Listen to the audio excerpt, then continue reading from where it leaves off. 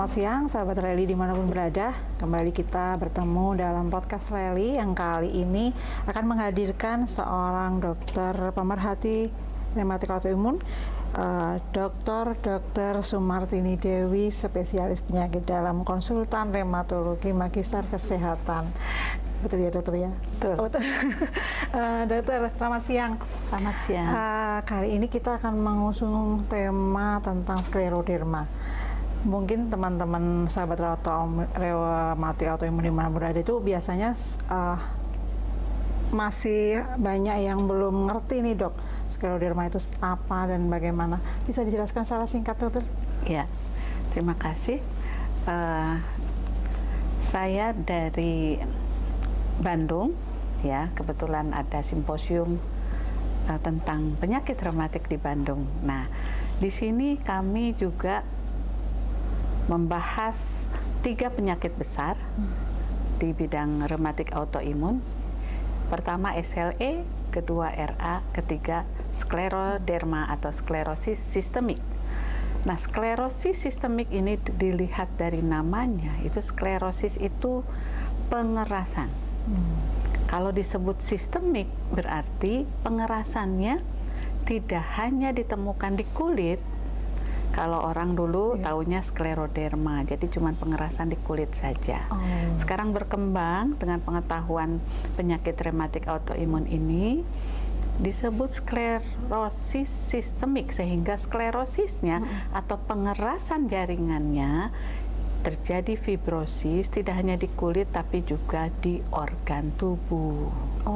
Jadi tidak kalah menarik dengan SLE. Iya, bisa kemana-mana juga ya dokter ya? Bisa juga kena organ jantung, ginjal, paru, aduh. Lumayan gitu. itu. Jadi kemudian dok, ketika mengenai organ dalam, ciri-ciri atau gejala awalnya seperti apa itu dokter? Kalau sudah kulit yang mengeras, kemudian mengkerut seperti ini, seperti cakar, Clauhen namanya, itu sudah tidak perlu diagnosis pemeriksaan laboratorium lagi, sudah established itu pasti sklerosis sistemik. Gitu. Nah, yang ingin kita berikan kepada masyarakat adalah kewaspadaan, jangan sampai sudah menjadi gejala akhir dari penyakit baru minta pertolongan. Yang pertama itu bisa disebutnya udem. Udem itu bengkak, kayak orang yang bengkak seluruh tubuh tuh.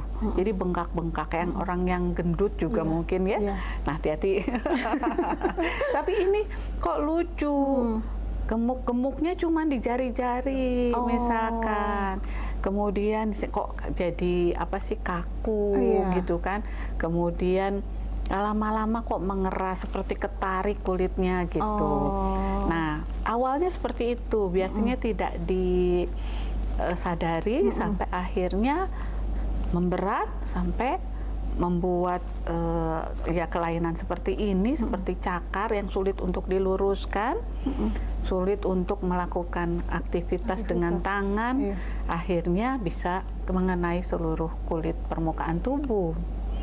Nah, kalau sudah begitu ya akan merugikan, artinya itu agak sulit untuk dikembalikan kepada kondisi normal. Tapi kalau yang baru tadi, yang baru bengkak-bengkak, itu stadium awal, itu bisa normal lagi. Masih bisa. Masih sangat bisa untuk normal kembali. Sehingga diharapkan sih penyakit autoimun itu bisanya dideteksi sejak awal, jangan menunggu sudah berat atau sudah lanjut. Tapi gini dokter, sebagian besar itu kan teman-teman ini terdiagnosa ketika kondisinya udah lanjut ya dokter. Nah, ini kan perlu screening di PPK 1 ya, awal mula mereka biasanya mengeluh memeriksakan diri itu kan di sana. Gimana dokter untuk ke PPK 1-nya untuk pengenalan termasuk penyakit yang mungkin kurang familiar ini di dunia medis dokter? Betul. Nah, kami sebetulnya bekerja sama dengan seluruh ahli rematologi se-Indonesia.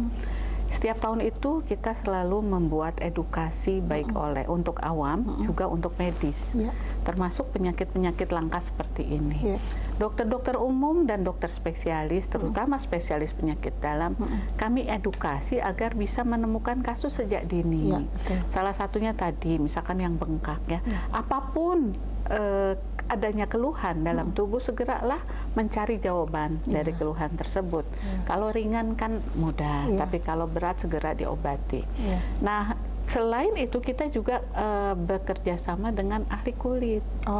Dokter penyakit kulit dan kelamin pun seringkali mendapatkan pasien stadium awal penyakit skleroderma ini.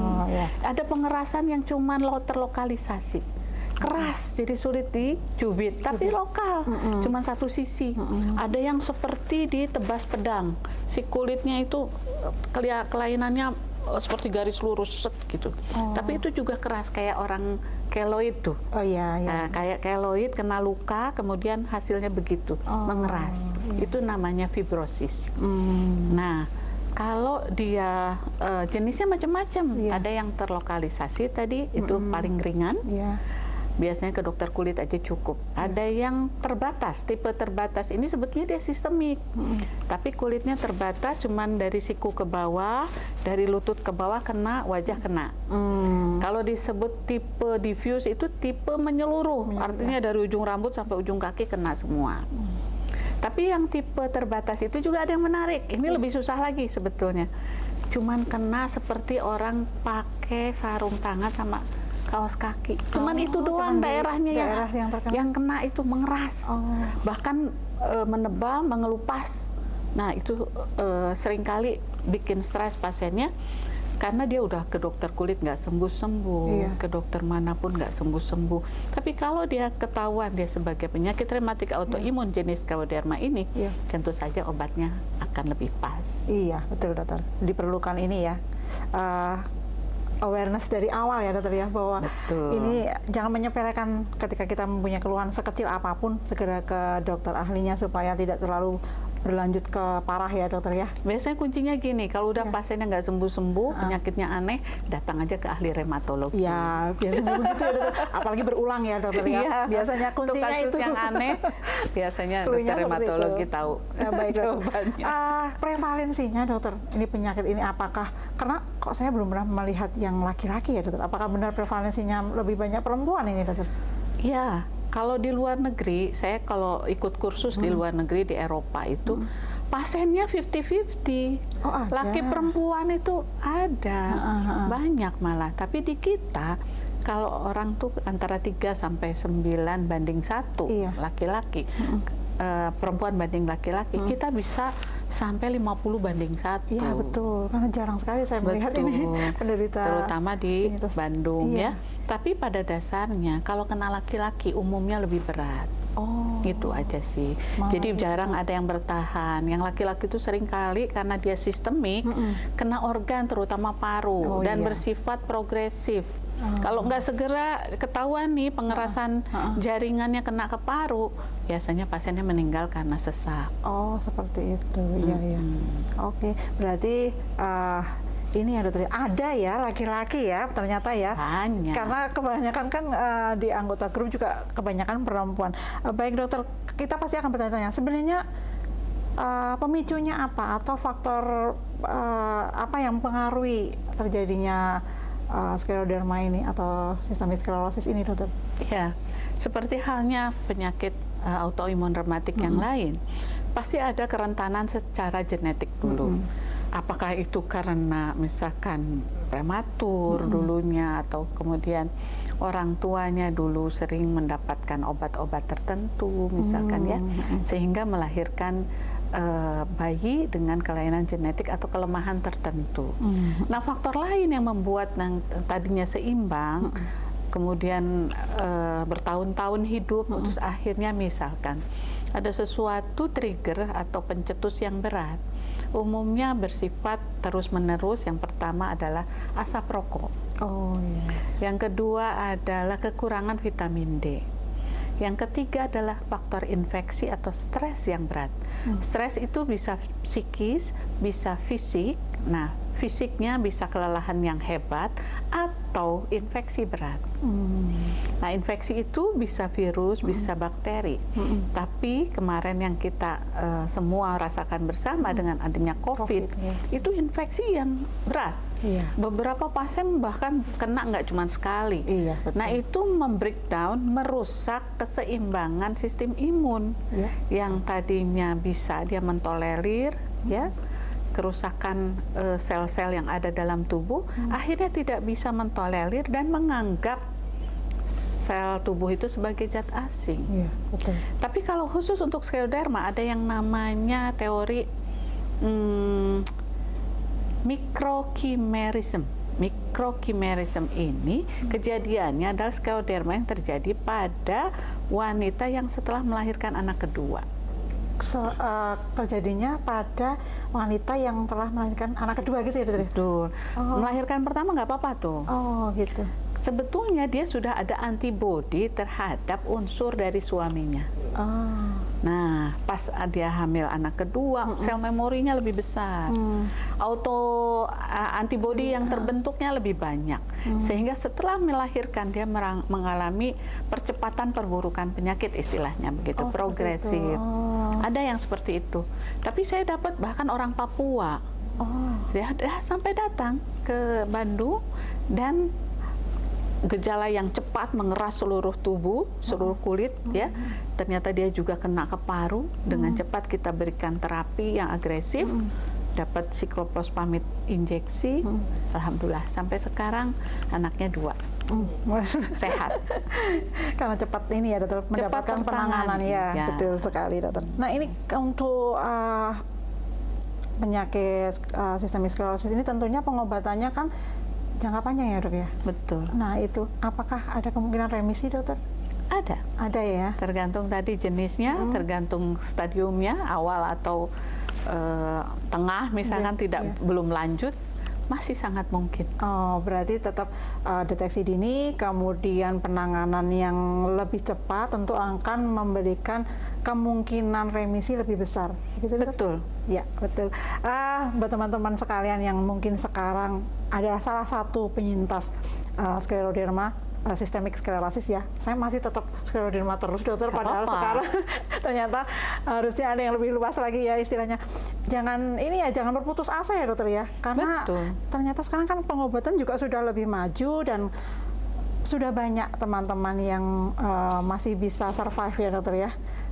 Banyak sekali, salah satunya juga ada yayasan Skleroderma Indonesia. Nah, mungkin di situ teman-teman yang belum bergabung bisa bergabung di yayasan tersebut karena kita tentu butuh support system baik dari keluarga, dari dokter, dan kemudian juga dari teman-teman yang senasib sepenanggungan. Seperti itu ya, Dokter ya. Kalau kita merasa sendiri, kalau kita sendirian tentu akan sepertinya sangat berat sekali menjalani ini semua ya. Dan tentu teman-teman harus rutin kontrol, rutin berobat, dan tetap bahagia ya, Dokter ya. Iya. Karena tadi stres tadi adalah salah satu trigger yang justru berbahaya. Iya, berbahaya ya. Itu seperti pembunuh yang tidak terlihat ya, Dokter ya. Kemudian skleroderma dan kehamilan. Saya tertarik tadi Dokter bilang ada kasus bahwa itu muncul ketika kehamilan kedua. Sebenarnya, Dokter, apakah aman untuk penyintas skleroderma untuk hamil?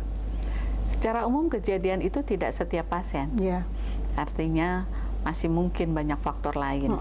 Artinya juga jangan khawatir dengan kehamilan pada pasien skleroderma, masih sangat mungkin dengan kalau dia terkontrol penyakitnya tentu akan dapat melahirkan bayi yang normal. Pasien saya yang pertama kali saya coba ciplukan itu adalah karena pasca melahirkan, dan dia bayinya pun besar normal, sampai sekarang masih bertahan. Masih bertahan. Gitu. Oh, gitu ya. Jadi jangan takut ya. Tapi tetap harus konsultasi ya, Dokter ya. Betul. Karena kan kondisi penyakit juga mempengaruhi boleh atau tidaknya hamil ya, berarti ini. Betul. Iya. Jadi untuk teman-teman tetap kunci utamanya adalah kepatuhan terhadap dokternya ya, yang tahu rekam medis teman-teman sekalian, apakah kondisinya sudah memungkinkan untuk promil ya, Dok. Karena kan sangat berbahaya sekali kalau misalnya kita memutuskan untuk hamil, ternyata dari segi obat-obat juga kurang mendukung kan ya, Dok ya. Karena ada beberapa obat-obat yang aman, ada yang tidak. Nah, yang lebih tahu adalah dokter, teman-teman sekalian. Jadi pesannya dokter untuk teman-teman penyintas systemic sclerosis di seluruh Indonesia, atau mungkin bahkan kalau misalnya bukan tidak mungkin juga kalau video ini ditonton oleh orang-orang dari luar, dokter. Agak-agak halu ya, nggak apa-apa ya. Pesannya dokter seperti apa, dokter? Iya, karena ada ininya ya, bahwa setiap penyakit itu ada obatnya. Jadi kita percayakan itu, kecuali penyakit tua dan mati, yaitu sudah waktunya berarti. Tapi kalau penyakit seperti sekarang, penyakit skleroderma ini kan fibrosis. Fibrosis ini karena ada suatu peradangan yang hebat, kemudian ada proses autoimun. Tapi ternyata perkembangan ilmu, juga perkembangan penelitian, ini memberikan harapan besar. Terutama pasien skleroderma ini ternyata tidak hanya obat-obat yang biasa yang bisa kita berikan, seperti imunosupresan, tapi antifibrosis juga ada tempatnya. Di antaranya herbal seperti ciplukan, ada juga antifibrosis yang dipropos sekarang, tapi agak mahal harganya ya. Itu bisa dengan kombinasi dan kita sesuaikan dengan gejala klinis pasien.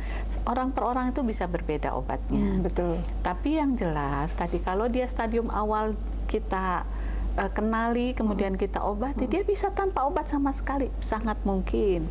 Tapi ada juga yang harus dengan obat-obatan, tapi dia bisa hidup normal. Itu sangat juga mungkin. Tapi ada yang berat, tapi kita bisa cegah sampai komplikasi terberat, tetap dia bisa beraktivitas, itu pun ada. Iya, betul sekali. Kalau teman-teman tergabung dalam komunitas autoimun, biasanya teman-teman akan lebih terbuka wawasannya, bisa melihat perjuangan teman-teman yang lainnya. Jadi jangan pernah merasa sendiri ya, karena support system dari teman-teman dan dari sekitar kita itu sangat diperlukan, karena ini perjuangannya jangka panjang ya. Boleh kalau ada yang tanya, dokter? Boleh. Ada yang mau tanya, audien di sini? Itu ada yang mau tanya? Penyintas? Iya, sebagai penyintas. Mau tanya, Mbak? Dok, kalau misalkan punya skleroderma itu apa memang menghalangi kita untuk punya anak? Ada nggak pengaruhnya? Karena kan setiap kali orang tuh kalau ke dokter kandungan udah pernah, katanya sih nggak apa-apa gitu kan, rahimnya nggak apa-apa, udah bersih, nggak ada masalah gitu. Tapi ada juga sih yang bilang karena mungkin kamu punya penyakit, katanya sampai nggak bisa punya anak gitu kan. Apa memang ada faktor dari skleroderma itu yang memang menghambat kehamilan? Pada dasarnya tadi, kalau penyakit itu biasanya cukup berat, aktivitas penyakitnya masih sulit untuk dikontrol, biasanya dia akan mempengaruhi kesuburan. Salah satu yang mempengaruhi kesuburan adalah kekurangan vitamin D juga. Kalau dia skleroderma, dilihat apakah ada fibrosis daerah kandungan misalkan. Karena pengerasannya tidak hanya di kulit, bisa juga di organ dalam termasuk rahim atau kandung telur. Nah, seperti itu yang harus diperhatikan, dicari, dievaluasi. Tapi pengalaman saya, pasien skleroderma yang hamil pun banyak. Dan normal, saya berantem sama obginnya. Karena obginnya bilang ini nggak aman, saya bilang ini aman. Obat-obatannya, kemudian kehamilannya sendiri. Dan alhamdulillah, banyak pasien yang melahirkan ya dengan dia menderita skleroderma tapi bisa melahirkan normal. Baik melahirkannya, prosesnya, juga anaknya pun normal. Sangat mungkin. Jadi banyak faktor yang menyebabkan ketidaksuburan. Tapi penyakit sklerodermanya sendiri bukan kontraindikasi untuk kehamilan. Bukan juga penyebab ketidakhamilan tersebut. Jadi banyak faktor ya. Jadi langkah yang harus dilakukan ketika dokter kandungan bilang sebenarnya ini normal, nggak ada masalah, apa yang harus kita observasi gitu, dok? Paling sederhana, lihat apakah ada telurnya yang aktif, gitu kan. Jadi telur itu akan diproduksi setiap ovulasi kan, setiap bulan. Dan biasanya ada pembesaran di saat ada ovulasi. Nah itu yang pertama. Yang kedua, coba cek vitamin D-nya. Banyak sekali pasien yang tidak subur dalam tanda kutip, itu konsul ke saya, ternyata bukan autoimun, dia hanya kekurangan vitamin D. Saya koreksi saja vitamin D-nya, baik istrinya maupun suaminya hamil. Itu program hamilnya sudah beberapa tahun, ya ternyata salah satu faktor ketidaksuburannya adalah kekurangan vitamin D. Sederhana sekali sebetulnya. Jadi dua pihak, tidak hanya istrinya, juga suaminya, itu perlu untuk diperiksa. Faktor-faktor yang lain tentu saja harus ditanyakan kepada ahlinya. Ya, betul. Kalau misalkan kesuburan itu tuh bisa dilihat dari menstruasi. Kalau misalnya menstruasinya tiap bulan tuh oke, nggak ada masalah gitu. Itu kan berarti subur kan ya dok? Apa biasanya yang subur itu memang yang siklusnya teratur. Dua, biasanya ada nyeri menstruasi, itu tanda kesuburan itu. Kalau yang suka tidak nyeri, nah itu bahkan harus hati-hati. Tapi salah satu ya tanda ininya lah, tanda kasarnya gitu kan. Justru yang suka mens sakit itu saya mah berbahagia, itu biasanya ovulator, jadi ada telurnya yang memang berkembang sebagai calon embrio. malah yang sakit ya yang Justru itu yang bagus katanya. Tapi untuk memastikan harus cek dulu ya. aja. Iya, cek secara ini ya. Ada yang ditanyakan lagi? Ada yang mau tanya lagi? Ini bos, saya tuh sering, ya kebetulan saya ini sering ikut-ikutan sama apa nih. Jadi beberapa orang mengatakan bahwa udah 3 tahun baru terdeteksi, udah 10 tahun baru terdeteksi kena autoimun. Nah, bagaimana untuk supaya kita memberikan sosialisasi pada masyarakat bahwa bagaimana supaya kita bisa terdeteksi lebih cepat gitu, bagaimana? Iya, tadi pada dasarnya jangan menganggap enteng semua keluhan. Jadi banyak yang merasa biasa-biasa sajalah selama tidak mengganggu aktivitas, tidak segera kontrol. Padahal misalkan kelelahan yang berlebihan, padahal tidak habis lari misalkan ya. Kemudian kena panas matahari sedikit aja kok lemes banget. Udah makan kok lemesnya juga masih belum bisa. Jadi inginnya istirahat atau tiduran gitu. Itu salah satu tanda. Kemudian demam tanpa sebab yang jelas, rambut rontok, sariawan yang nggak sembuh-sembuh. Kalau tidak jelas penyebabnya, tidak ada infeksi, tidak ada apa, segeralah berobat. Kalau sulit ke dokter penyakit dalam, bisa langsung ke dokter reumatologi. Nanti akan dilihat, kita tuh seperti menyusun puzzle-puzzle dari gejala klinis bagaimana, dari pemeriksaan fisik bagaimana, kemudian dari laboratoriumnya bagaimana, kan nanti kita buat kesimpulan. Pada dasarnya begitu. Dedet atau ngambil ekstraksi dari yang lain, tapi nggak konsul ke reumatolog gitu. Dok, saya tertarik tadi, dokter sempat mengatakan bahwa salah satu terapi herbal yang memberikan efek positif pada kasus systemic sclerosis adalah ciplukan, buah ciplukan. Mungkin teman-teman, terutama yang di desa-desa masih nggak asing dengan buah ini, tapi kalau yang di kota apakah masih kenal nggak buah ciplukan ya? Dokter, itu seberapa ini ya? Apakah minum 3 kali 1 buah ciplukan itu akan memberikan efek atau bagaimana dok ini dok? Silakan dok. Ciplukan atau cecendet bahasa Sundanya, itu saya teliti dari 2010, di mana saya mendapatkan pasien yang perburukan dari skleroderma atau systemic sclerosisnya karena melahirkan dan dia tidak mau dirawat. Dia cuma minta herbal. Dokter seperti saya tidak ada pengetahuan sedikit pun tentang herbal. Namun secara tidak sengaja saya melihat ada dulu di halaman utama Yahoo ya, dulu tuh terkenalnya 2010-an. Mahasiswa UGM mendapatkan award di Malaysia karena meneliti ciplukan sebagai anti kanker payudara. Langsung saya teringat, saya punya pohonnya di kebun, pohon ciplukan atau cecendet itu. Wah, sepertinya menarik ya, pohon yang betul-betul liar tumbuhnya ternyata punya efek yang begitu baik. Kalau anti kanker itu anti proliferasi, anti pertumbuhan. Sedangkan skleroderma dikenal sebagai pertumbuhan sel kolagen kan. Nah, kolagen itulah yang kita ingin stop pertumbuhannya. dengan salah satunya adalah ciplukan. Ciplukan ini bukan buahnya. Kalau buahnya hanya sebagai anti-inflamasi, anti-aging juga mungkin bisa, anti-hepatitis. Yang disebut anti-fibrosis atau anti untuk skleroderma, sebetulnya bagian seluruh tumbuhan di atas akar. Jadi kebayang kalau buahnya saja, kasihan, baru petik-petik 3 hari habis. Justru yang bermanfaatnya adalah seluruh bagian tumbuhan dari atas akar itu kita olah menjadi namanya ekstrak etanol. Tapi pasien yang pertama kali itu petik-petik rebus, jadi segar. Cuman memang pahitnya lebih pahit dari Bratawali. Oh, ternyata seperti itu. Jadi itu yang kita kembangkan menjadi ekstrak. Ini sedang dalam proses ke Badan POM, mudah-mudahan ya, mudah-mudahan di ACC.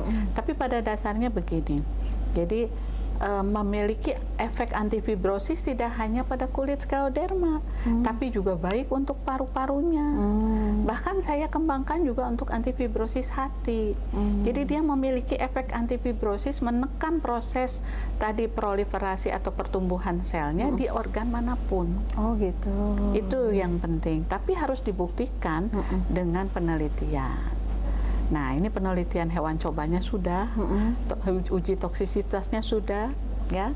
Ya kalau mau pun silahkan petik-petik rebus, itu ciplukan yang liar, bukan yang dipanen buah. Oh iya. Yang panen buah itu berbeda sekali, itu menahun. Oh iya. Itu menahun, bukan itu yang kita pakai. Tapi yang tumbuhnya sekitar 1 meter, itu biasanya hidupnya hanya 3 bulan, kemudian mati. Setelah dia berbuah, cukup mati. Nah, sekarang lagi dibudidayakan di Unpad dengan pertanian Unpad. Itu ternyata meskipun liar, sekarang sudah bisa dibudidayakan. Tapi yang saya ingin sampaikan bukan buahnya, dan bukan juga tanaman yang memang dipanen buahnya tadi. Iya, betul. Berbeda, karena itu berbeda. namanya Physalis peruviana. Yang saya kembangkan adalah Physalis angulata. Oh, gitu ya. Itu yang terbukti sebagai antifibrosis, sebagai ajuvan tambahan untuk pasien dengan skleroderma. Ya, mudah-mudahan ini sudah jelas ya teman-teman ya. Jadi ciplukan di sini fungsinya adalah sebagai terapi komplementer, tidak menggantikan terapi utama, dan buahnya berbeda dengan yang selama ini dalam bayangan kita ya, dokter. Bukan buah. Kalau yang di kota-kota itu biasanya cuman beli di ini ya, di apa namanya? Iya, di mall. Ternyata beda teman-teman, dan kita sangat berharap sekali apa yang disampaikan Dokter Dewi tadi segera bisa dirilis di apa namanya produksi obat-obatan ya dokter ya, sehingga bisa menolong teman-teman dengan kasus sklerosis sistemik ini. Ya. Mudah-mudahan ya dokter ya, kita doakan bersama-sama. Ya, terima kasih dokter atas penjelasannya. Ya, betul sekali. Jadi teman-teman sebagai benang merah dari apa yang kita dengarkan saat ini adalah jangan menyepelekan apapun keluhannya, dan karena di luar sana itu biasanya sakit itu identik dengan rasa nyeri. Ketika rasa nyerinya sudah teratasi, oh sudah sembuh. Padahal kan belum tentu ya dokter ya, apalagi dan belum tentu autoimun itu nyeri. Betul sekali, betul sekali. Padahal banyak sekali keluhan-keluhan yang tidak menimbulkan rasa nyeri sebenarnya, tapi ada seperti kelelahan yang tanpa aktivitas yang berlebih tadi kan sesuatu ya, ada sesuatu yang tidak beres di tubuh kita. Harapan kita ketika teman-teman melihat podcast ini, kemudian teman-teman bisa mengedukasi orang lain, bukan hanya sesama penyintas ya, mungkin ada keluarga, sanak saudara, ataupun yang teman-teman bertanya kepada teman-teman, mungkin video ini bisa digunakan sebagai salah satu edukasi supaya kita lebih meningkatkan kepedulian terhadap kesehatan kita sendiri. Mencegah itu lebih baik daripada mengobati. Demikian dokter, terima kasih sekali atas waktunya. Semoga podcast ini bermanfaat ya dokter ya bagi orang banyak. Sampai jumpa ya teman-teman di podcast Rally yang selanjutnya. Terima kasih dokter Dewi. Terima kasih.